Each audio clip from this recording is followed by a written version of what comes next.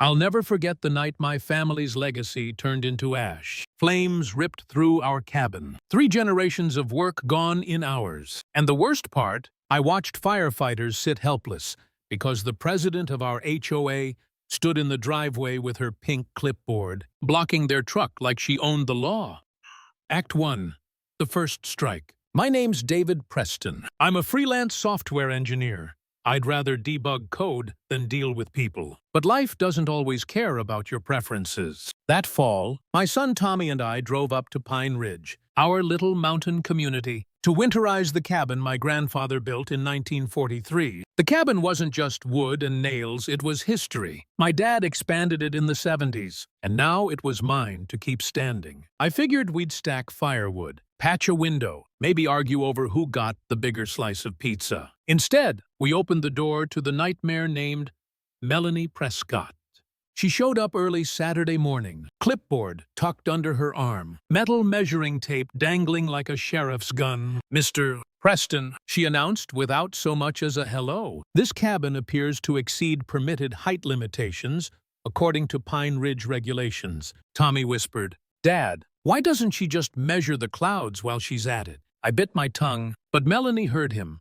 I saw the twitch in her jaw. She stretched her bargain bin measuring tape up the wall, announcing numbers like she was reading scripture. Each time the number changed, but she settled on claiming we were 3 inches too tall. And of course, she was live streaming the whole thing to maybe 7 people. She spoke like she had an audience of thousands. "You'll receive a violation notice within 48 hours, she declared, scribbling like she was signing the Constitution. "This requires immediate remediation or financial penalties." I just stared at the cabin. My grandfather laid every stone by hand. My father spent decades expanding it. And here was a woman with a $12 tape measure trying to erase it all with a live stream. Tommy said what I couldn't. "That's insane. She can't tear down Grandpa's cabin over 3 inches." I told him, "She can try." But trying and succeeding, 2 very different things. The violation came by certified mail 2 days later.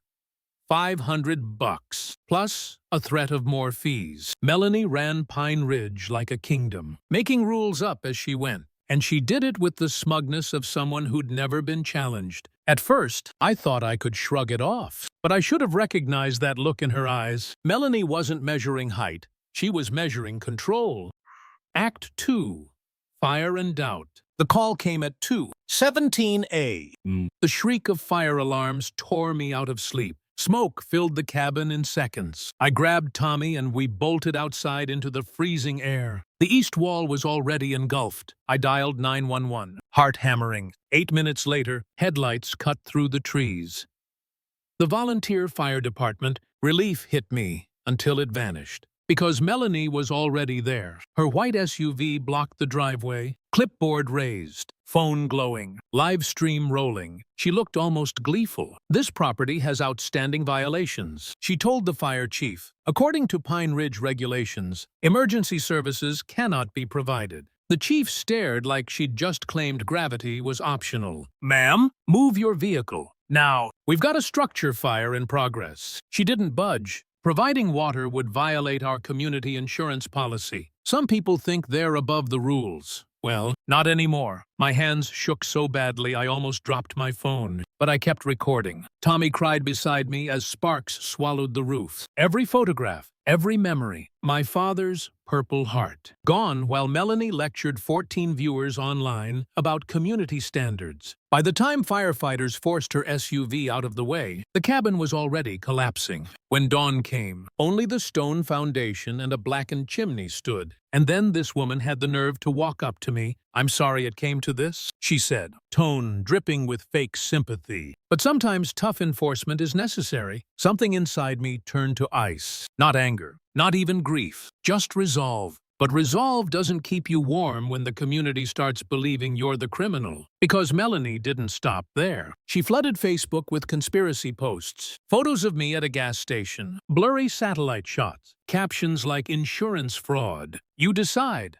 Strangers chimed in. "Why isn't he crying if he's really devastated?" Looks staged. Even neighbors I'd known for years avoided me. At the grocery store, eyes slid away. Tommy stopped eating, stopped talking. One night he exploded. Dad, you taught me to stand up for what's right. Now you're just sitting here letting her win. Do you even believe what you told me anymore? His disappointment cut deeper than anything Melanie had done. For the first time in my life, I thought maybe justice was just a bedtime story. I was ready to give up, file the insurance claim, walk away, let her win. And then Martha, our 72-year-old neighbor, slid me a flash drive. Security footage, she whispered. It shows her SUV creeping by your cabin hours before the fire. Don't let her scare you. Some of us still know the truth. That footage and Tommy's broken voice snapped me back. I wasn't just fighting for my cabin. I was fighting to prove to my son that justice isn't optional. That same night, I called a Denver law firm, and that call opened a door I hadn't expected. The FBI. Agent Sarah Morgan sat across my table, sliding a map toward me. Red dots marked 7 suspicious fires across Colorado. Mr. Preston, your case fits a pattern.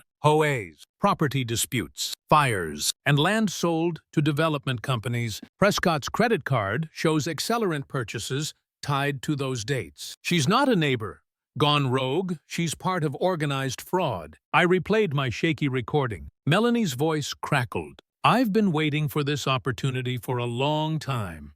Agent Morgan nodded. That's obstruction of emergency services, federal crime. This isn't over. For the first time since the fire, I believed her. Act 3. The fall. I scheduled a real community meeting. 30 neighbors showed up. Melanie strutted in with her husband, daughter, and 2 lawyers setting up her live stream. I played the audio. Her voice filled the hall. Been waiting for this opportunity. Silence. Then whispers. She shot up, pointing. Deep fake. AI manipulation. Anyone can fake audio these days. That's when Jake Morrison, volunteer firefighter, my friend, stood. I was there that night. I heard her say it. She blocked our truck, and she bragged about it.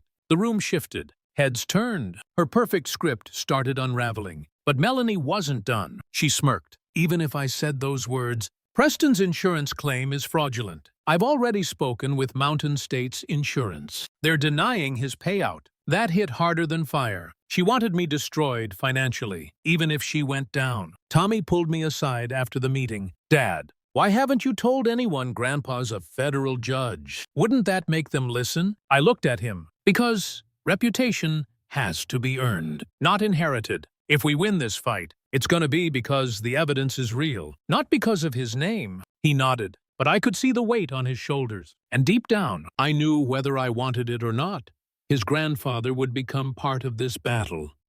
The courtroom. Melanie made her biggest mistake. She sued me in federal court for defamation. She thought paperwork and volume could drown me. She walked in wearing a bright red suit, lawyers flanking her, carrying a briefcase stuffed with fraudulent HOA documents. She wanted to play on the biggest stage. And then the bailiff's voice boomed. All rise for the Honorable William Preston, United States District Judge. Melanie froze. Her eyes darted from the nameplate to my face. Back to the bench. My father walked in, black robe settling like armor. The game had changed. She tried objecting, claiming bias. My father's response was crisp. Counselor, personal discomfort is not legal grounds for recusal. File a motion if you have evidence. The trial rolled on. Agent Morgan presented financial records, arson evidence, and the pattern of fires. I submitted the recording, and when Melanie's voice echoed through the courtroom, been waiting for this opportunity,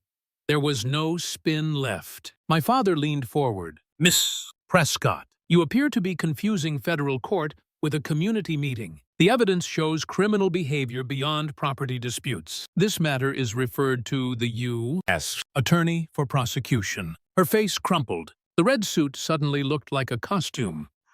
The sentence. Weeks later, the courtroom was packed. Victims from other communities filled the benches. Melanie tried one last act, standing to address the judge. Yes, I made mistakes, she said, eyes flicking to the cameras. But this entire case was corrupted by family ties. Justice was perverted by vendetta. My father didn't raise his voice. He didn't need to. Ms. Prescott, are you arguing that victims related to federal judges are not entitled to justice? That equal protection under the law stops at family lines. The logic is absurd. Silence fell like a gavel before he even moved. Her sentence, 15 years in federal prison, 10 more on supervised release, and millions in restitution. And just like that, the clipboard queen of Pine Ridge learned the difference between fake power and real authority.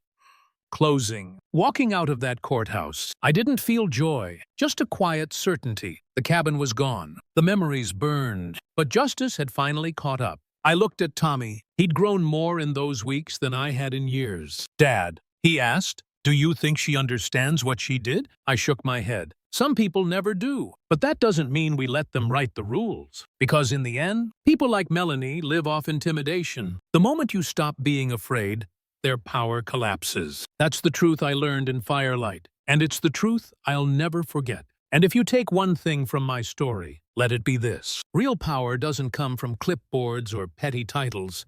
It comes from patience, evidence, and the courage to fight back. This is Block Stories. And sometimes the smallest detail, the shaky recording. The $12 tape measure is all it takes to bring down an empire built on lies.